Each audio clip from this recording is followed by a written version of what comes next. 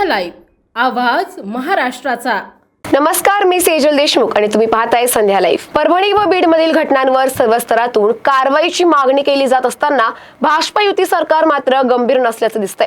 सरकार कारवाईची भाषा करत असले तरी सरकार वस्तुस्थिती मान्य करायला तयार नाहीये, त्यामुळे चौकशीतून उत्तर काय मिळणार हे माहिती आहे असे सांगून बीड व परभणी हत्या प्रकरण दाबण्याचा मुख्यमंत्र्यांकडून प्रयत्न होत असल्याचं महाराष्ट्र प्रदेश काँग्रेस कमिटीचे अध्यक्ष नाना पटोले यांनी म्हटलंय।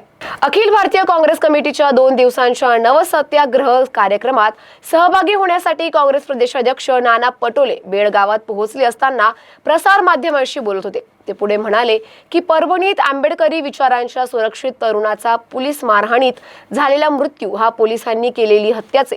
बीडमध्ये सरपंच संतोष देशमुख यांची निगृण हत्या केली। या दोन्ही घटनांवर जनतेने व सत्ताधारी पक्षाच्या लोकांनी वस्तुस्थिती मांडली, पण भाजपा युती सरकार ते मान्य करत नाहीये। हे सरकार प्रायोजित असल्याने सीआयडी चौकशी केली तरी त्यातून काही निष्पन्न होणार नाही। देशात हुकुमशाही सुरू असून सध्या देशात काय चाललं आहे हाच प्रश्न सर्वांनाच पडलाय। देशातील या परिस्थितीच्या पार्श्वभूमीवर बेळगावात होत असलेले अखिल भारतीय काँग्रेस कमिटीचे 2 दिवसांचे विशेष अधिवेशन हे काँग्रेस पक्षासाठी तसेच देशवासियांसाठी अत्यंत महत्त्वाचे असेही काँग्रेस प्रदेशाध्यक्ष नाना पटोले यांनी म्हणाले। अशाच माहितीसाठी आमच्या संध्या लाईव्ह चॅनलला लाईक, शेअर आणि सबस्क्राईब करा।